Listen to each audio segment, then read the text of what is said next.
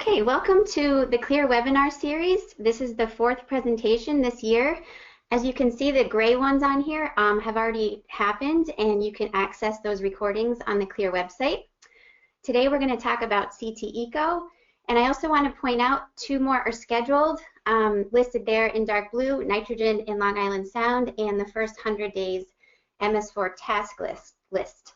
So here is the link for the CLEAR website to go and register for those webinars coming up. Okay, so a little background about CLEAR and who we are. CLEAR stands for the Center for Land Use Education and Research. It is a center here at UConn that was approved by the Board of Trustees in 2002, and it's a group of people that are part of the Departments of Extension, Departments of Natural Resources and the Environment, and Connecticut Sea Grant.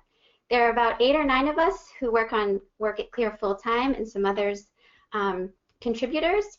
We are largely grant funded, and the mission of CLEAR is to provide information and assistance to land use decision makers and other audiences in support of better land use decisions, healthier natural resources, and more resilient communities. Oh, there are 4 main program areas of CLEAR: water, land use and climate resiliency, geospatial tools and training, my personal favorite, and conservation and STEM education. And all 4 of these have applied research, geospatial technology, and extension outreach as part of them. So that's our introduction. Today, my name is Emily Wilson. I'm a geospatial educator here at CLEAR, and we're going to talk about the new CTECO website. Okay, CTECO stands for Connecticut Environmental Conditions Online. It is a website containing Connecticut's statewide geospatial information, generally focused on natural resource information. CTECO is a partnership between the Connecticut Department of Energy and Environmental Protection, or DEEP as we call them, and us here at CLEAR at the University of Connecticut. And CTECO is designed for users of varying technical sophistication. So as you'll see, we try to provide maps in a variety of different formats. We did a survey a couple of years ago before we took on redoing our website, and we found that users of all different backgrounds and jobs, some of them are listed here. So hopefully you fall within one of these categories. If not, maybe we can add another to the list. So we work hard to try to meet the needs of all of these different users. Some of the suggestions from the survey are listed here. Incorporate secure services, change some projections, speed things up, make it more useful on tablets and phones, and so forth. So I'm happy to say in our new version of CTECO, we have been able to fix at least partially all of these suggestions. So here's a look at our new website if you haven't seen it yet. It is now responsive design. That means it resizes for all of the different devices, including tablets and phones. Here's an example of what it might look like on a phone. And it also looks different. The architecture and the navigation is changed. At the top are the main categories by topic, and that's the way we'll go today through the demo. And there are also shortcuts by function on the home page. So if you know what you want to do, that's a quick way to get there. Okay, so now I'm going to jump into the demo, and this is what we're going to talk about over most of our time here. First, we're going to talk about the information available on CTECO in terms of guides, help pages, and informational pages. We'll talk about some data topics like download and map and image services. We'll talk about ways to get the maps, including the map catalog, and spend a good bit of time on the different viewers. And finally, we'll talk about some of the more popular featured data sets. Okay, so with that, let's jump to the website. Here we are on CTECO. Hopefully you can see this. As I mentioned, the main navigation is across the top: maps, data, info, and featured. And then the shortcuts to different functions are here in the bottom. As we scroll down this page, you'll notice where we post updates, like when new data or new viewers or tools are added, as well as some news. So we do update this periodically. And there's also a link here to subscribe, and this will subscribe you to the Connecticut GIS listserv, which is not just about CTECO at all. It's about all topics mapping in Connecticut, but major notifications or updates we do post on the GIS email listserv. We are also starting a Twitter account to post some updates as well if you prefer that medium, and I'll talk about that at the end. Okay, so the first main navigation we want to talk about here is the info button. This contains information about all things on this website. The first thing listed are data guides. These are guides written to be plain English information about the different data layers available on CTECO. So you can see a pretty long list. I'm going to pick one here. It opens a web page with description, purpose, limitations, and some other links. This is formatted for a printer, so if you do print this, it should hopefully fit on a page, and it's a very simple template. So that's a good place to start to learn about the layers, how they should be used, and how they should not be used. Also under info are resource guides. These are PDFs that are more designed to talk about the resource being mapped as opposed to the GIS layer itself. So for instance, if we click on soils, here is a PDF about the data layer that goes more in depth into the layer itself and the data resource. Okay, also under info is a whole list of help pages. So we gathered them all in one place. There are other ways to get to these pages throughout CTECO, but a lot of people said, I can't find the help pages, so we put them all in one place. I do want to point out a couple of new things following our survey. Some people asked for a glossary because CTECO is full of acronyms, as in a lot of technical fields. So we put together, as far as I can figure out, all of the acronyms we mentioned on CTECO here. Some of them have links, like these that you roll over, and some of them don't. They just have simple definitions. So you can have a little lesson here in acronyms and alphabet soup on CTECO. Another useful page is the Connecticut's digital orthophotography page. And we have a lot of imagery on CTECO, which we'll be looking at. But here is a cheat sheet of all the different data sets, when they were captured, what the resolution is, who did it, and how you can get to them here on CTECO. It's just an attempt to organize and make it more useful and interesting. Okay, and obviously there are other informational pages and help pages here for the specific parts of CTECO. Okay, I think that's all we're going to talk about the info section. Next, we're going to go to data. So we're going to jump in deep here right off the bat. The first thing I want to talk about is data download. If you are a mapping GIS person or work with one, this is where we point you to actually download the data if you want it in your desktop GIS. Aside from these 3 data sets listed here, which are 2 imagery data sets and the 2016 elevation, which we don't have all of it yet, it's coming. Most of the other data is downloaded from the Deep GIS data website. So this is where you would go to download most of that. There are a few other sources of data listed here that I encourage you to check out if you are a GIS person. The other way we make mapping information available for the GIS user are through map and image services. If you used these before, you'll notice that this looks quite a bit different from the way it used to. There are more services. Each of them generally has fewer layers. There are minimal scale dependencies, and some of them are cached. So these all came out of suggestions from people. The other main change is most of these are now in the Web Mercator projection, aside from the elevation ones, which plays nice with all of our online mapping these days. So these are categories. As I click on each one, you can see the different map services under each. So if I click on, under bioscience, I clicked on critical habitat. You see here, if there is a data guide or a resource guide, they are listed, as well as the metadata. And then there's this long link. This is what we use to connect to these services in desktop GIS. So let me just click through some. Here are the different elevation ones, hydrography, and so forth. And here are some of the imagery ones, the different data sets from the spring that are statewide, summer, and so forth. There's also a link here to the 2 different servers that are serving up these map services. If you don't want to go to the specific service, like that's listed here, this is how you get to the actual server, just to show you what that looks like. It's this page. It's not very pretty, but it's the gateway to get to those mapping services. So I want to do a quick demo here to show you how a desktop GIS user would connect to one of the CTECO map services.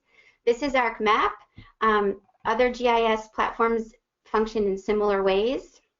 So what we do in ArcMap here, we go to Add Data, and on the list here, this look-in list where you would navigate to files on your hard drive, you go down the list to GIS servers and add a GIS server. We want to use a service, and I'm going to go back here to that page and copy this link. Paste it in here and finish, and now it added that server right here to my ArcMap document, and now I can see all of the layers on that server. So here's all the imagery. Let's just pick this one, and I clicked add, and now it's going to draw it in my GIS, and I can use it with my other layers. So a lot of GIS users access the CTECO map services and image services in this way. If you don't use ArcMap, the way to do it is using the WMS link here, which you can see in the upper left, and there are instructions about how to use that on the CTECO website. Okay.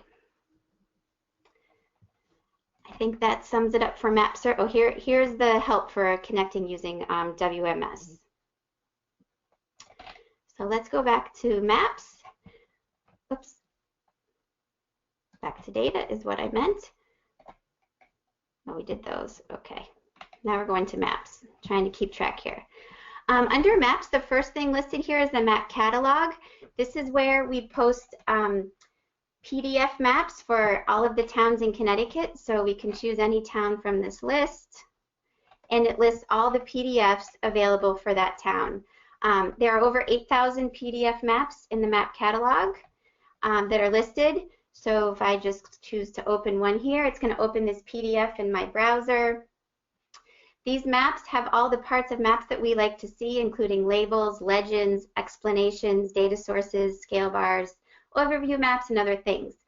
These maps are easy to print on various size printers, and they are the same maps that you would buy at the Deep store in Hartford. So check it out. For people that aren't comfortable using some of the interactive viewers, these maps are a great place to get access to the information without getting lost in the technology. Okay, let's dive into the map viewers part of the maps here. We have many map viewers on CTECO, and I'm going to demo most of them. But what I want to start with is the aerial imagery viewer. This viewer is designed to give users, like all of you, access to all of the imagery layers in one place. So it opens here with the 2016 summer imagery, and the way to see more is this button in the upper right hand corner. This is the layers button, and when I open it, it's showing all of the different data sets that we have in a digital format for the state. If they have a near infrared band, that layer is also listed here. So in the case of this summer one, we're looking at the true color. That's why we see green vegetation. Or we can look at the true color, and in this case, vegetation looks red. So let's just zoom in here a little bit and take a closer look. Give it a second to draw. Up here in this corner, I don't know if you can see my mouse, is the UConn campus. And I want to point out this part here in the lower right, where we've had some gypsy moss defoliation in the last year. So you can really see that that's not red. That means there's not vegetation there. Some other layers here. This is the new 2016 3-inch imagery, which we'll look at in a bit. And this is fantastic for its resolution and detail when we zoom in. Happen to pick this place. So there's a lot of detail and a lot of utility in this data set. It's being used quite a bit across the state. Some other things I want to point out, let's go back to this color one and go to an older one here, 2008. And if we go back to this area where we see that defoliation, here we go. The swipe tool is down here in the lower left. And if I click on swipe, it lets me pick what color I want to swipe with. And then we can do this to compare two different dates. So I'm looking at 2008 on the right and 2016 on the left, and we can sure see the difference in the forest area in this location by doing the swipe. Swipe can be used to look at different times, different resolutions, all different things here within this viewer. Any two layers can be used with swipe. Another way to compare layers is to use transparency. So these 3 dots here have transparency. So I can turn this layer, make it somewhat transparent or all the way transparent to flip between 2 different layers. So take some time to explore the aerial imagery here in the aerial viewer. Now let's talk about the fish viewer. So the fish viewer was part of our last CTECO grant from DEEP, and what it does is it shows the deep sampling information across the state. So here are the points. These red points are where samples are taken, and there are all different ways to get to those points. So first we're going to show by town. Here are all the points in Barkhamsted that have samples. So if we click on any points now, we can see down at the bottom that this one has freshwater fish counts from all these different years, and we can flip through those results. And we can also see that this one did not have macroinvertebrate sampling, but I believe this one does. So let's look at this site. This has 1 date of fish counts, and it also has 1 date of macroinvertebrates. So there's a whole lot of information available in this fish viewer. Another one I want to show you is by fish species. So we can filter by fish species, and this will show all the sample points in Connecticut that had American eel. Or if we pick another one, and the map will vary. So it really gives a nice visual of spatial occurrences of those species according to the sampling. Okay, another viewer here that allows more interaction and is less specific is the simple map viewer. This viewer is designed to be one more level of complication up from the map catalog. And it shows the layers here once it opens. It takes a minute to load up. Uh-oh, there we go. The place to start in the simple viewer is the layers tab down here at the bottom. You can see all these different layers here available in the simple map viewer. Only one of them can be viewed at a time. That's on purpose. So let's turn on the soils group, and by default the hydric soils is selected. I'm going to zoom in to speed things up a bit. And once it loads, we'll see the hydric soils for this part of Connecticut. And they're shown in purple here. So we can flip through, anybody can flip through the different layers and look at different layers, all these different layers in different locations across the state. There are also map tips, so clicking on any of these layers returns some information about that. So I happen to click on the state forest, and it has some information there. Click on another one, and there we go. So any layer that we happen to be looking at, we can click on and get some basic information about it. There's also the ability to change the base map to be a spring aerial, a summer aerial, or the hillshade. Let's flip on the hillshade. And now I want to look at some flooding data here.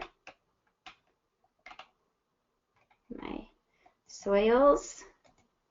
So we can really see how when viewing the hillshade, how the flooding classes are close to what we would think as lower areas or water. That makes sense, right? The transparency slider here can be a nice visual when looking at that. Now we may not know what these pink colors mean. The way to get to the legend is this little button here. We do show legend, and here it's going to show what those different flooding classes are. To get back to the layer list, we do that button again. There are some basic tools in the simple viewer like measure, click on distance, draw a line, double click, and it gives that measurement. To get rid of it, we just unclick it. And hidden under there is also area. If there's an area we're interested in, click it, double click it, gives you that value. And to remove it, just unclick it.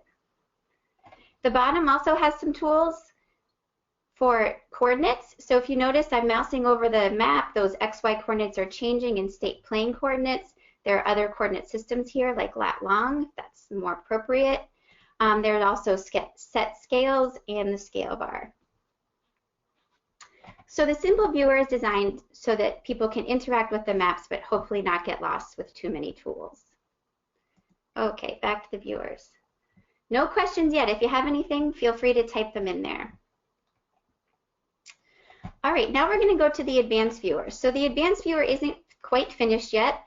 but we did post a link to this beta viewer, which is the advanced viewer that's not quite finished yet, so we can show you what it looks like. It looks a lot like the simple viewer at first, once this opens up, but the main difference, aside from a lot more tools, is that layers can be turned on together. So let's go back to the Layers tab, and you'll notice now instead of radio buttons, we have check boxes. So we can expand some of these topics and see that we can check different things on it together. So here there's DEP property, aquifer protection areas, natural diversity database data, all can be turned on and combined together. To see the legend of any layers turned on, it's the same button here, Show Legend, and any layers checked on will show here in the legend.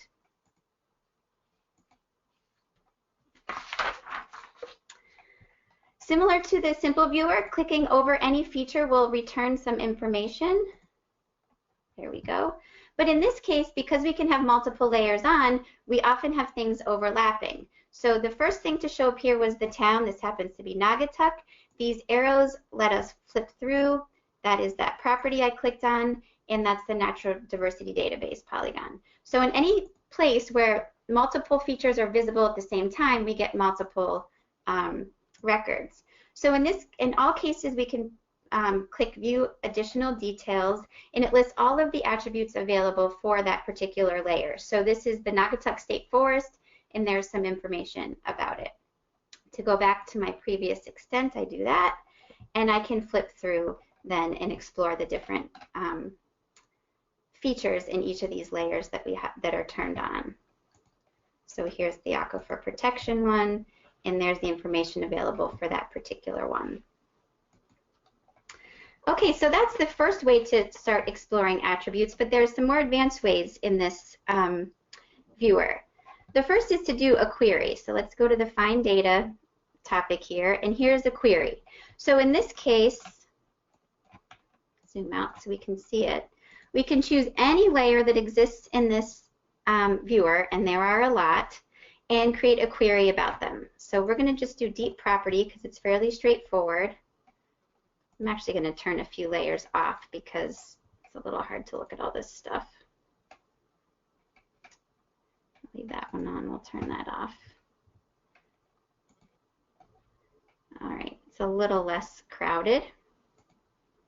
So back to the query, we're going to query deep property, and we just want the case where the legend is, let's see, we'll do State Forest and search. So now it's going to apply, it's going to put a point in every case. I have too many here showing. This is the first 50. That the case where in that layer the deep property is a state forest. So now we can explore each of these polygons by clicking on them. Or open this as a table. This little button opens the table, and we can scroll through and visit and explore any records that meet that case. So this is a good way to explore some of the information that's housed within the data that you don't necessarily see drawn on the map. Also notice that there's the ability to export these things. So for instance, if you wanted to export just the results of this query as an Excel file or a shapefile, you can certainly do that. Let's get back to our layer list. Another option is the filter. So this is similar to the query, but now instead of returning results, it's just going to change what's visible on the map. So let's do that same one here, but as a filter. So we're going to go to deep property, where the legend is state forest, and do filter. So any case where that is not met, so anything besides the state forest is not drawn anymore, and you can see how the map changed when I did that. So now we're only looking at the deep property in the case that it's a state forest. So that's how the filter works. Okay. And any of these you can clear them and also add multiple conditions. So let's clear out the filter. Okay, so now the next is the identify. So it's a bit more advanced than the simple viewer here. And the way it works is we can identify by a point, so click in one spot, and it will return results from everything occurring at that location. It puts these red dots down in the center of the feature, so it's still thinking. And we can look here, we have this state forest polygon. We have this part of the Farmington River was selected. And we can go down the list. So this is the essentially an identify all where it gets everything under there. Okay. The other way, that's using a point. We can also use a rectangle. So maybe we want a bit of an area. So you can see I'm drawing a rectangle here. And the identify is going to return the results of everything that occurred inside that rectangle. And here they are listed. This is a lot of stuff. If you don't want to query all these, the identifiable layers here allows you to choose or select or deselect layers to be included in that. And we can also look at this as a table, which may be a little easier because the way the table works is it separates out each layer into its own tab, which is a great way to now explore all the things that existed in that one location. Okay. So that's the identify. Also is the ability here, just like the query, to export these as Excel files, CSV, or shape files. Okay, and we had a quick question about what kinds of data you can search for. The question was asking if you can search for institutional facilities such as hospitals or state colleges. Okay, this is my my coworker here, Carrie Chadwick. She's helping me out. That's who you're hearing. That data does not exist in these map services, so you can't search for it. If it was available, it would be searchable, but that's not a layer that we currently have in CTECO. Okay.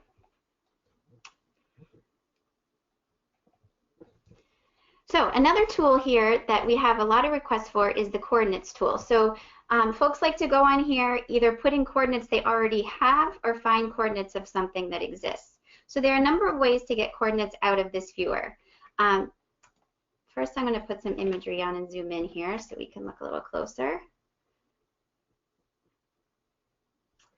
One way is if there's a building or a trailhead or something that you can see here is just to right-click and it will return the lat long of that position. So I'm right-clicking along here anywhere and it's giving me a coordinate. That's probably the easiest and most straightforward way. The other way I showed you in the other viewer, where you can, if you look in the lower left as I move my mouse, the numbers are changing, so we can collect coordinates that way. And then there is the plot coordinates tool.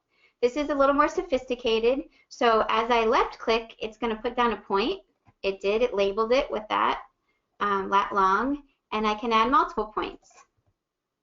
So that's one way to add it from the map, but if we do want to type it in or you have it from a GPS, you can either edit that existing one and type in here, update it, or just type it in as you go along.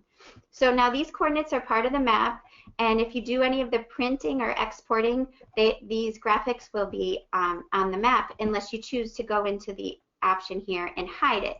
What this does is hide it from the map, but it still exists here, so you can then turn it back on when you want it. So that is the plot coordinates tool. There are multiple coordinate systems listed. They don't all work yet. That's why this is the beta version, but they will before too long. Okay, so any point can be deleted independently, or we can go to this menu here and delete all coordinates. So this little button up here is kind of hidden, but there are a lot of things that happen inside this button. The last main tool I want to show you are the draw tools. So this is what we call markup. Maybe want to use this to draw some things on to show somebody or take to a meeting. Let's close this. And there are different shapes to draw. We'll start with a point. We'll just click on the map. Let's see if we want maybe to put some points here. Let's make red. Say these points are where you think you should be putting something new or something. We can also draw some circles or other shapes here. Okay, so this is a markup. Whoops. You can also do text if you wanted to type something. Once you have them on here, you can change them by using the edit. So I just clicked on edit, and then when I click on this circle, I can now drag it, change the size or shape, change the color, and a few other things. The same is true because I'm still in edit. For any of these points I want to click on, I can move them or change them around. To get out of edit, I would just click it again, and now these are saved as part of my map, and they will be on any map that you print or export. So that's a way to mark up. They do not save if you go home and go to your computer at home. You won't have these anymore, but they exist within this session. Okay, finally, export. In print, there is a standard map layout for printing. It's an 8.5 by 11. You set your map up, move it within this red box, and it will show up in the print layout. We are considering adding more layouts in different dimensions. If you have something you think would be particularly useful, let us know. You can also export this as an image or share it over a variety of social media avenues. Okay, so that's a quick look at the Advanced Map Viewer and what we're working on for that.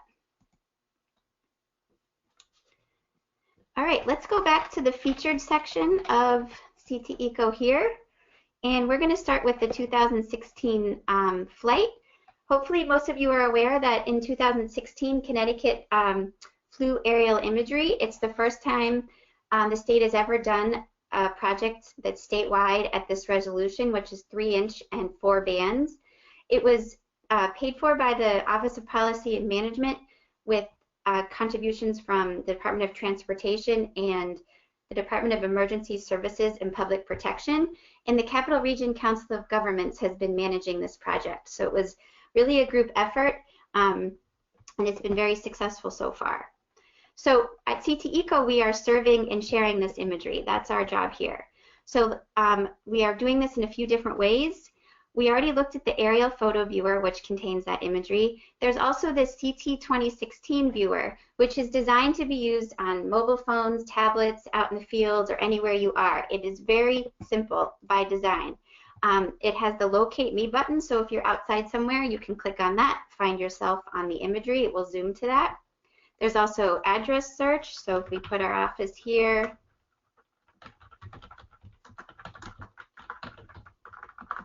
I can type it, Haddam, Connecticut. It will zoom right to the office building here where we are and show it on the imagery. So it's a great way to check things out while you're going along. And the only other button in this viewer is up in the upper right hand corner, which is the share, which allows you to share a link or embed this inside a web page or something else like that. So that's the 2016, very simple by design. So if this redraws here, looks kind of funky.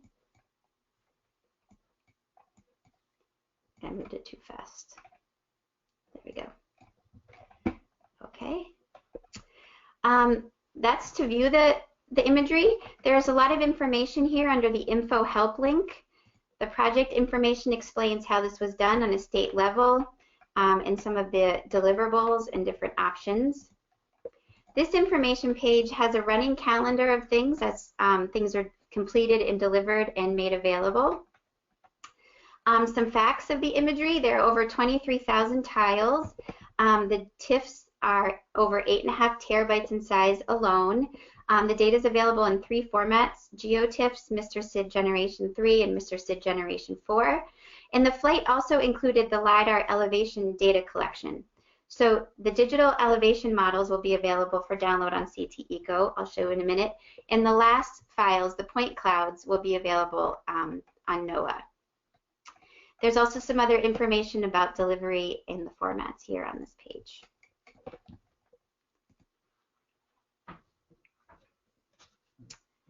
Okay. One of the other ways this data set is available is for download. Now this is designed for people that use GIS or CAD or other systems and want this on their desktop for some reason.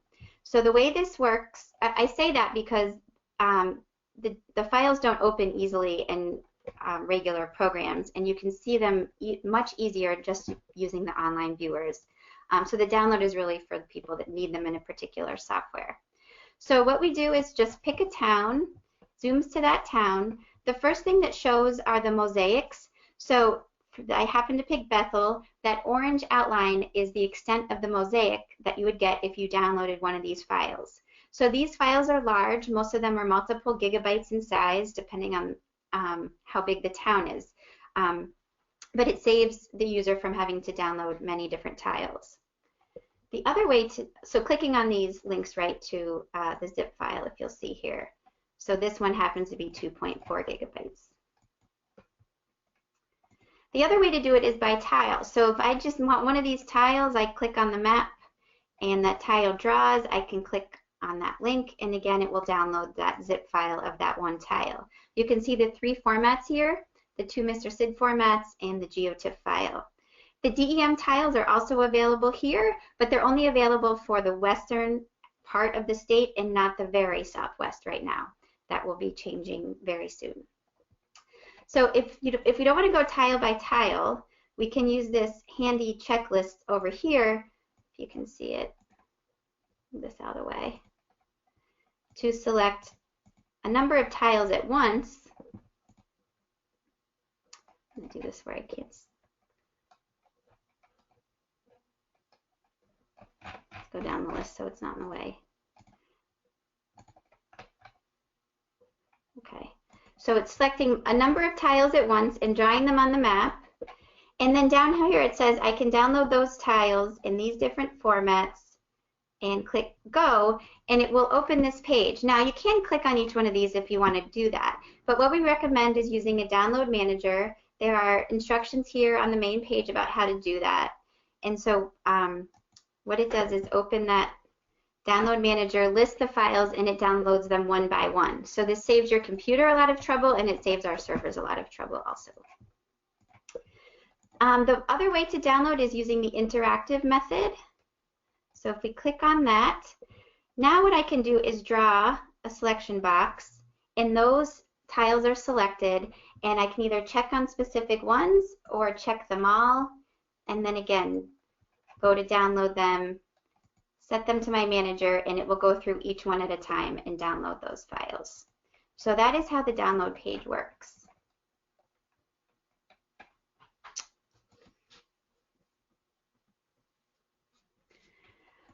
Okay, I think that's all I wanted to mention about the 2016 flight at this time. As we do get the elevation, these other links will be populated. What we do have for elevation right now is what we're calling the 2014 to 2006 LiDAR mosaic. So let's look at that.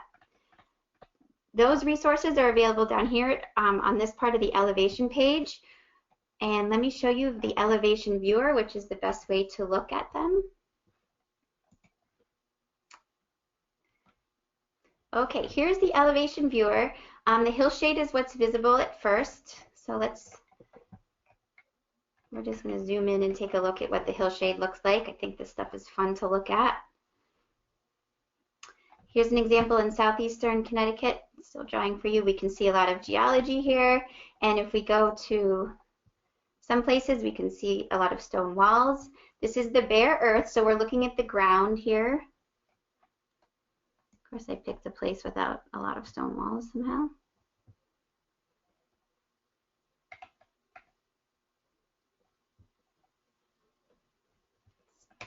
It's okay, we can start to see some here through the middle. There you can see a lot of detail in this imagery. It's really fun to look at. The layer list button is the same as our other viewers in the upper right, and here you can see we have the hillshade on. We can also look at the shaded relief, which is the same type of thing as the hillshade, but in color. Here we go. So this area in the middle that's white is a higher elevation than areas around it. You can also look at the slope map. In the slope map, the white areas are steeper. So if we go over here, in all these cases, clicking on the, that one doesn't, the legend, which is this left button in the top, gives the range for the different layers to see which what you're looking at. And then the other layer here is the aspect, which shows the direction the slope faces. So let me turn on the hillshade and shaded relief at the same time to show you how the swipe tool works. So here it is. We're going to swipe between the hillshade and the shaded relief. Now these are showing the same thing, just one's in black and white and one's in color. But this is pretty useful to do. We could do it with slope instead, or imagery, or anything here in this viewer to compare them. And just like the other viewer, these also have the transparency option, so we can flip between them and see how they act together.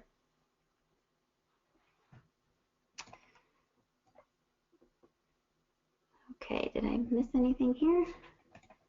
I think that's everything in the elevation viewer. Go back to the elevation page. Oh, I did mean to show you that the mosaic is called a mosaic because it is a combination of a number of different data captures. So the colors on this map show the different data sets. And if I click on them, you'll see that this is the 2014 data set, the yellow, that was done by USGS. This one was done by NRCS in 2010. The little pink is the oldest one, and there's only a few places that use the pink. That was 2006. But it is a virtual mosaic, so depending on where you are, you may be looking at a different date of the data set.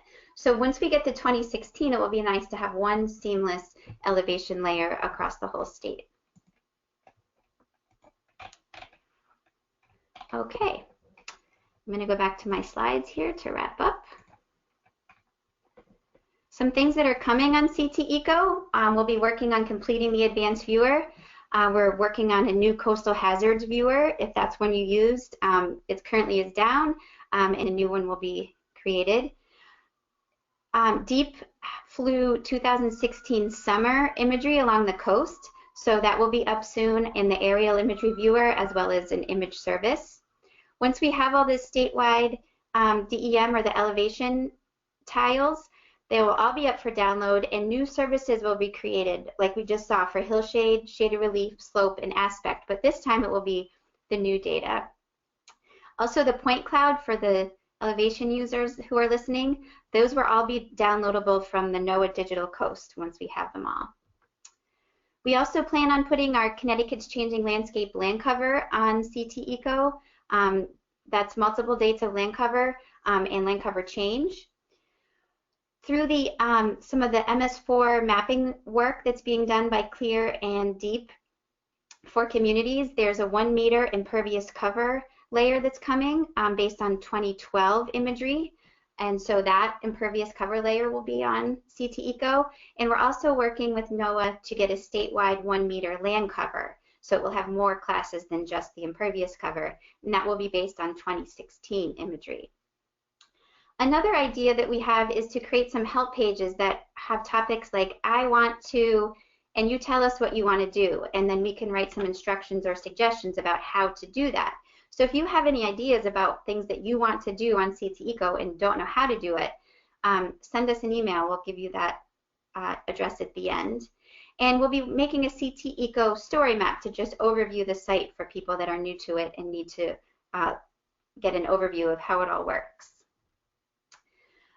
So with that, I'm happy to take any questions. There's the CTECO website address as well as my email if you do have suggestions, and the link of where this webinar will be posted once we process the recording. And there is our brand new Twitter feed if you would like to start following CTECO. It will have all of the updates as well as when we're doing any presentations or interesting observations or anything else related to CTECO. Okay, someone just asked for my name and email, which hopefully you can see that on the screen. Okay, someone asked, can I import a shapefile? I assume that means to the viewers. We can make that an option in the advanced viewer if that's something that you're interested in. The other way to add your own information is to connect to the map services in something like ArcGIS Online, where you can connect to our services and then also add your own layers. Will all map services be in Web Mercator?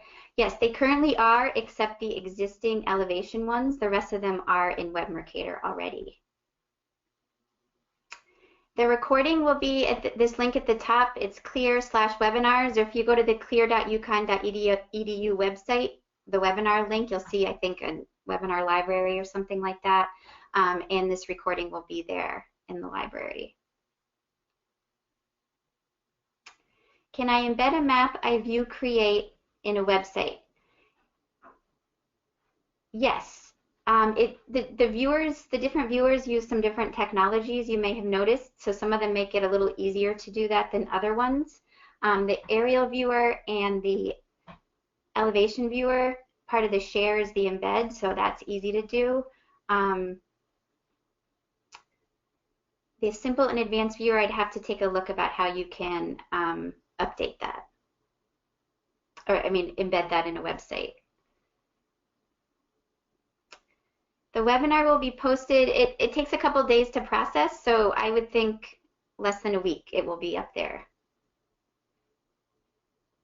Hopefully shorter than that. Okay, I'll hang on the line for a couple more minutes. Oh, here's another one. Can I use this to find USGS quad name and number and sub-regional drainage basins per address? So in the advanced viewer, you can use the find button to, here, let me go to the advanced viewer.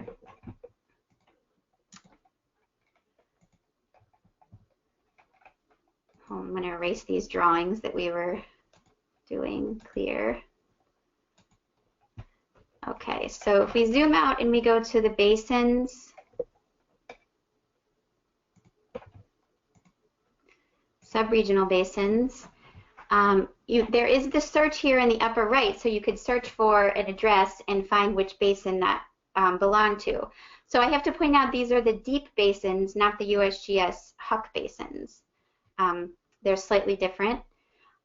We currently don't have a tile grid of the USGS topo maps on this, so that would not be the best way to find which topo quad you were looking for. We could think about how to do that best. Do we have plans to add HUCs? We have discussed that. I think we may do that. I can't confirm that we actually have plans, but that is definitely on our radar. If that's something you would find useful, please let us know. Seeing no more questions, I'll hang on the line in case you think of anything. Otherwise, thank you all for joining us, and you know how to contact us and me if you have questions or suggestions, and thanks a lot.